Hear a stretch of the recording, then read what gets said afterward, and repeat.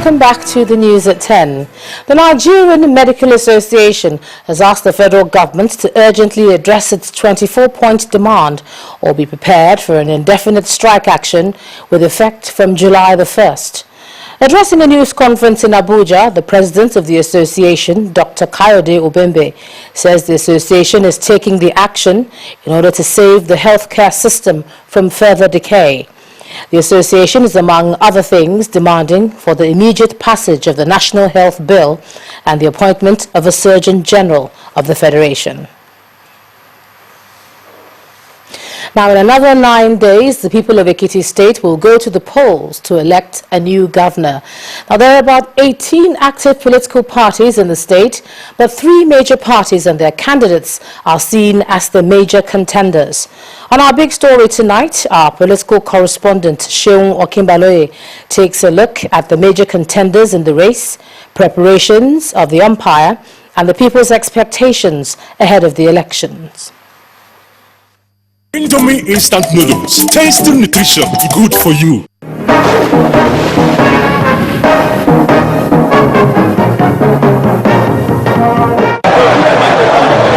This sort of rallies have become part of the lives of the people of Ekiti State as the governorship election draws closer.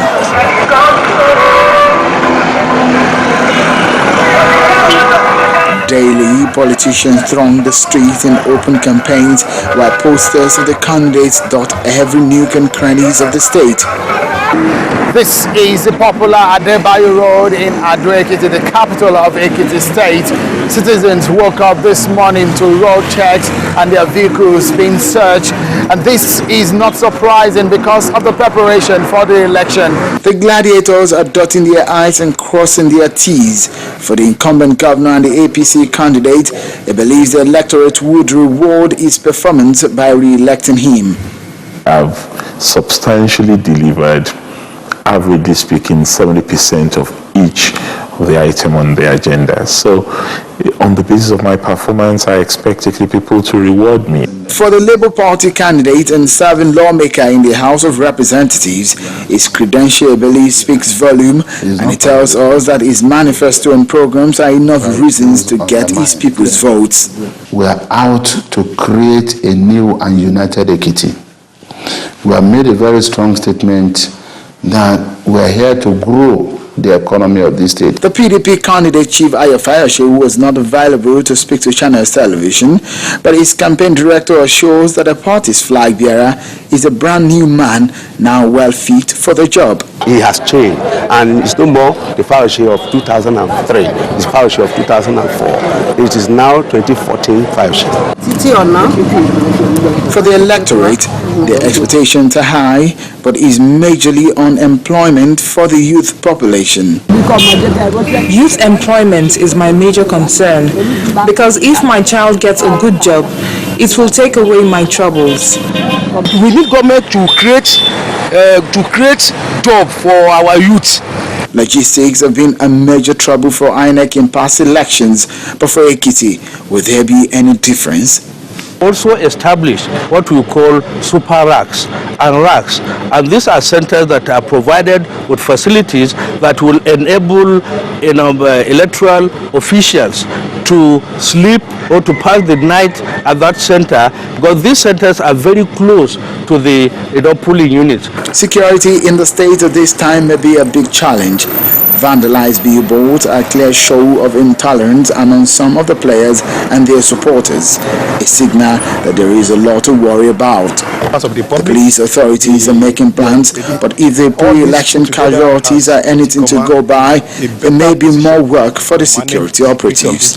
We are expecting to have additional 8,000 personnel from neighboring commands and from other commands within the country, in addition to the 4,000 personnel that will be provided by the command. So when you sum up the two figures, we'll be having about 12,000 police officers that will be policing this election.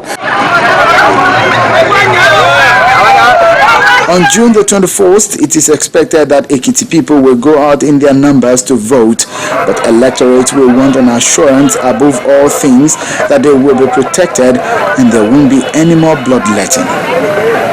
For the big story, Seun Okinbaloye reporting for Channels Television News.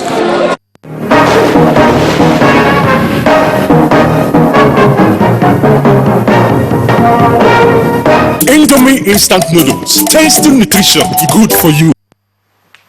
Caverton Helicopters Limited, a subsidiary of Caverton Offshore Support Group PLC, is set to open a commercial aviation training center in Lagos as it partners with CAE, a global leader in simulation products. At an agreement signing ceremony in Montreal, Canada, both parties say this training center will be equipped with state-of-the-art aviation facilities. The chairman of Caverton Helicopters, Mr. Adeniyi Makonjola, says this groundbreaking event will be a game changer for pilot training in West Africa. Our aviation correspondent Bukola Jo Oketumbi reports. Improving human capital capabilities, charting new territories in the aviation sector is key to Caverton Helicopters business. That's why it has chosen to look the way of CAE, a global leader in the provision of simulation technology.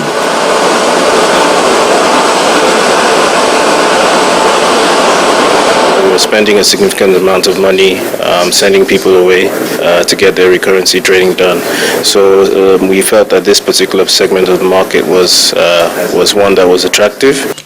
The plan is to open a center in Nigeria with a CAE 3000 series Augusta Westland 139 full flight simulator, a 7000 XR Boeing 737 full flight simulator, and 2 Symfinity integrated procedures trainer. At the correct times will happen. Sounds good. Yeah. And so both parties put pen to paper here in Montreal, Canada. So here I got it. Yeah.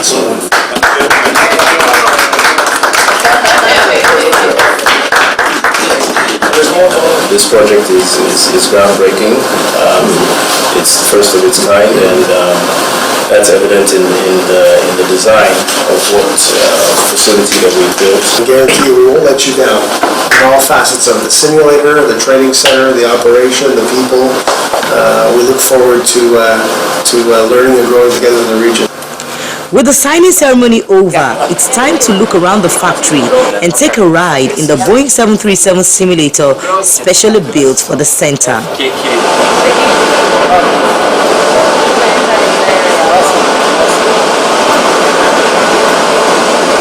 Caverton Helicopters is assuring the Nigerian aviation sector that this simulator facility will be up and running. From the CAE Center in Montreal, Canada, Bukola Jo Oketumbi, Channels Television News.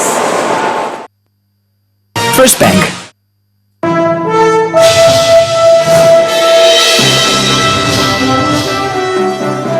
Hello everyone, welcome now to Business News. I'm Loretta Chiogo. The fraud level of sub-Saharan Africa currently stands at 77%.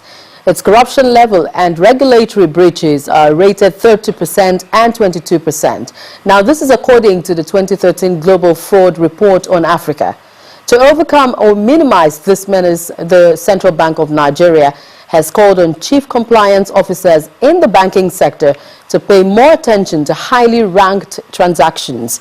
The CBN Deputy Governor of Financial System Stability, Adedayo Adelabu, sounded this as an advice at a gathering of the Committee of Chief Compliance Officers of Banks in Lagos. Bakers can now have more yields when they bake, courtesy Mama Gold flour. In Lagos State today, the Association of Master Bakers and Caterers of Nigeria came together to give certificate of attestation to the product. A 5-week test conducted on the product by the bakers in 20 local government councils in Lagos State lends credence to the claim.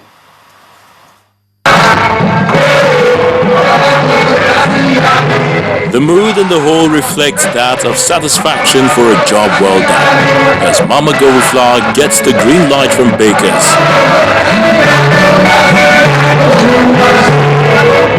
The MD of Crown Flour Mills expresses his delight. I love your slogan, unity and progress, so I really love that. And believe me, we are going to partner with each and every baker in this place to make sure that we actually contribute in growing your business and thereby growing our business. Every baker craves quality, higher yield, and financial success, which is why Mama Gold is today being celebrated. Crown Flour Mills took this challenge, worked very, very hard, and came up with a formulation in flour that gives higher yield, more loads than all other brands of flour in the market. Interestingly, the process of this certification followed a thorough test, which the Bakers Association and management of Crown Flour Mill are upbeat about. When this brand of flour came out, we doubted it, whether it's going to be okay or not. But we asked them to test it for bakers in Lagos State, which was done for almost 5 weeks. After the seminar for 5 weeks throughout the whole Lagos State, we were surprised. The outcome was very good. The end product, was very okay, very succulent, soft. We have been working with bakers all through and through in Lagos State, trying to develop a brand of flour that will give answers to those yearning questions of bakers over the years. The management of Crown Flour Mill says it is poised to make end users of all its products proud through continual improvement on the quality of its service delivery. The all-share index plunged into the red territory today at the stock exchange market, leaving the figure down by 0.99%. Temple Ashaju tells us more.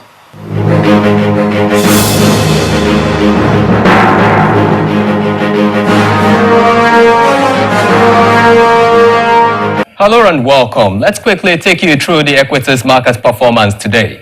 The market indicators turned red today, reversing yesterday's gains as the all-share index plunged into the negative territory to close at 41,228.65, down by 0.99%.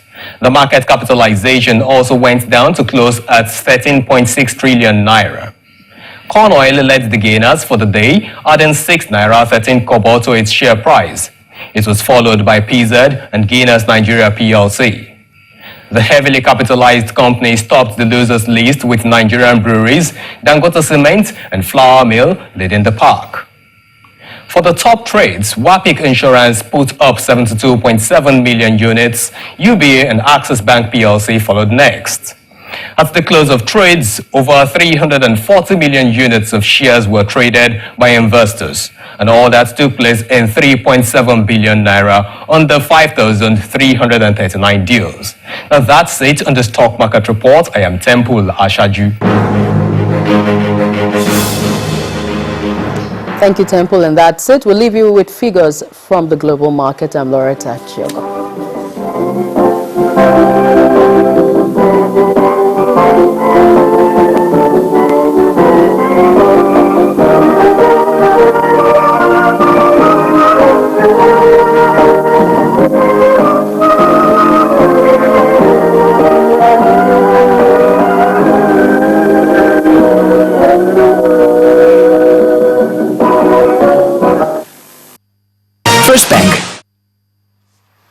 The federal government says it's welcomed the decision of the London Ministerial Meeting on Security in Nigeria and West Africa, which seeks to enhance the generation and sharing of information essential to curbing terrorist activities.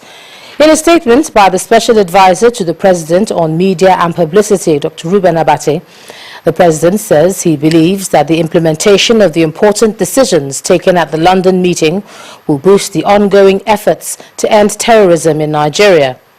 President Jonathan also applauded the establishment of a multinational joint task force by Nigeria, Chad, Benin Republic, Niger Republic and Cameroon to enforce stricter control at their borders. Still ahead on the news at 10, 2014 FIFA World Cup finally kicks off in Brazil. That's on sports. You stay with us.